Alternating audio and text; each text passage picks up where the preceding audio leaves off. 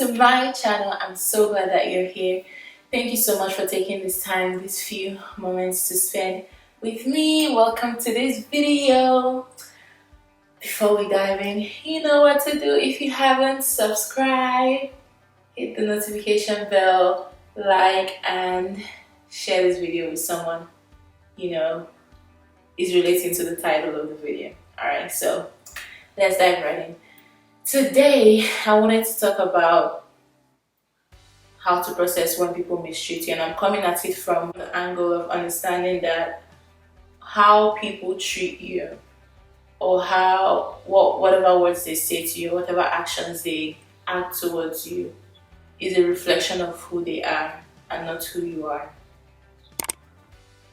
Yeah, it's a reflection of who they are at that moment in time and not who you are.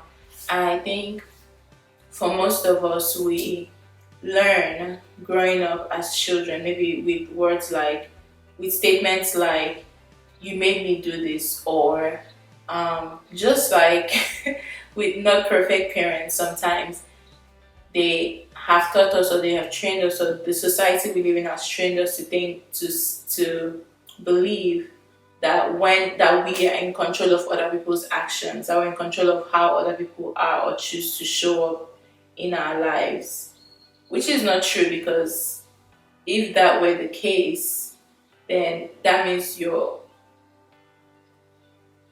more powerful than somebody else in their own life, which, if you've watched my videos on codependency and boundaries, that will help demarcate that. No, things like my actions, my emotions, my thoughts, my words, they're in my hula hoop, and this will make sense if you watch the Beauty of Boundaries video. But those things, how people decide to act and show up, it's a reflection of who they are, not a reflection on who we are. It's possible for people to treat something that is precious, like commonly. It's possible for people to mistreat things. It doesn't mean that you're any less valuable. It just means that they don't know how to treat you as valuable. It's just a reflection of who they are just a reflection of who they are at that point in time. I'm going to give you an illustration. So say there's like this artwork, right? And this is like a masterpiece, like it's like worth like millions of dollars, and then this person comes along that has no idea what the worth is and is just careless with everything, and say the person somehow has access to this artwork and doesn't treat the artwork well. See, like, that does not diminish the value of the artwork. That does not say, because you don't get to define the value of the artwork by how somebody else treated it. Because if somebody came along that knew the value of that artwork, they would treat it accordingly, is what I'm trying to say. Like, some of us didn't have a choice. None of us had a choice of, the families we were born into, but we didn't have a choice of how those people treated us.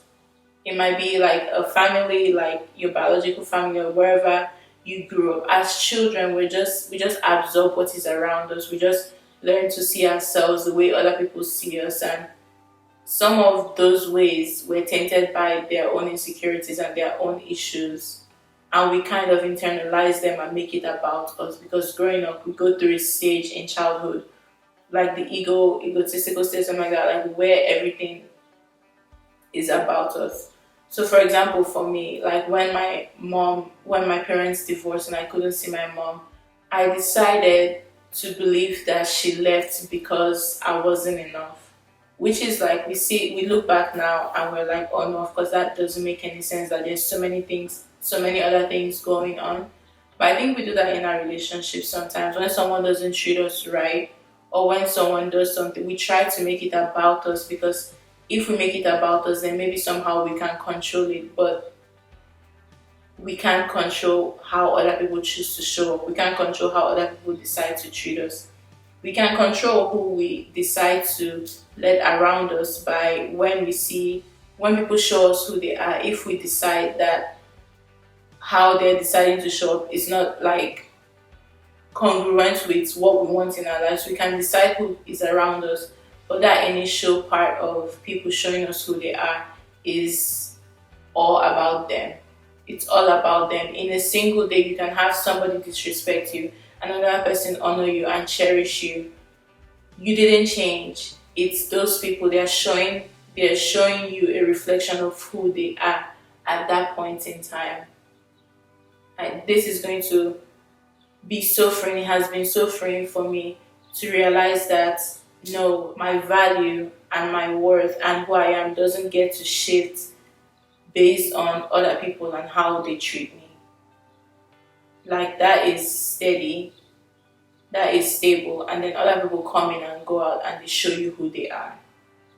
So I just wanted to say that for people who have been in maybe not the best relationships or friendships, or in toxic relationships, or dysfunctional family dynamics, the way people decide to show up and treat you is not a reflection of who you are. You don't deserve to be mistreated. You deserve to be treated with honor. You deserve to be treated and cherished, and treated as precious and valuable. And I hope that as you go on this emotional healing journey, that you begin to unlearn the ways you've chosen to see yourself based on the negative things that people have done. And I just hope that you begin to see yourself truly as the treasure that you are and as valuable, because that's going to affect how you experience life and how you experience people and what people are allowed and how people are allowed to show up as around you. The more you see yourself truly, the more you see yourself as the royalty that you are, you now get to decide what matches and what doesn't match. And also, you're able to receive people who treat you as royalty too. Because the thing is that how we see ourselves is going to determine who we allow in our lives. So if we learn to see ourselves as not important or insignificant or worthy of being mistreated, then only the people who mistreat us are going to resonate with us, because that's how we see ourselves. And then the people that come in and try to love us and cherish us will feel like they are fake, because that's not how we see ourselves. So that's why I'm hoping that as you go through this emotional journey, that how you see yourself just continues to upgrade, and that the value that you see and that you place on yourself, like when there's no one else around, just continues to go up, because that's going to determine what you're able to receive and who you want to receive in your life. So yeah, the point of this video, people's actions, people's words, people's emotions, how they handle themselves is a reflection of who they are. You didn't make anybody do anything. You can't make anybody do anything. That's under their control. That's in their hula hoop. That's the beauty of boundaries, is that you get to take responsibility and ownership for your own actions, and they get to take responsibility and ownership for their actions. You can also get to take responsibility for allowing someone to treat you in a certain way, and that gives you power to stop allowing that. But just know that how somebody treats you, how somebody reacts to you, their words, their attitudes, their actions towards you are a reflection of them. It's their reaction, it's their words, it's their actions. It's a reflection of them, their story, their mindset, their insecurities, everything. It's about them. So I hope this video helps you to start separating what is somebody else's and what is yours, so that you can have clarity and focus, and you can have a clear untainted idea of who you are. That's all I have to say for this video.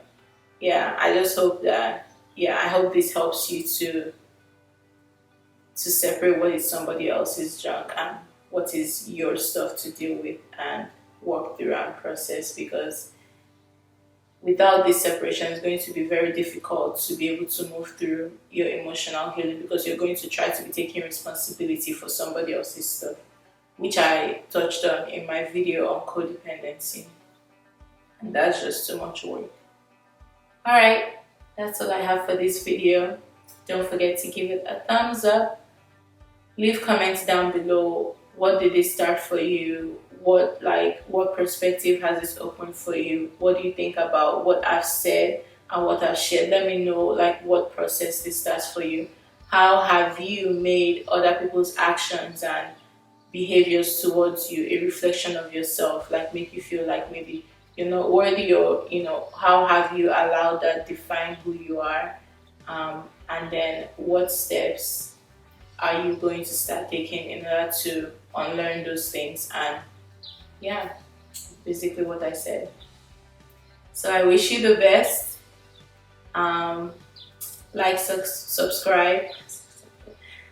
Subscribe, and share this video with a friend. And yeah, until next video, I hope you stay loved, and bye.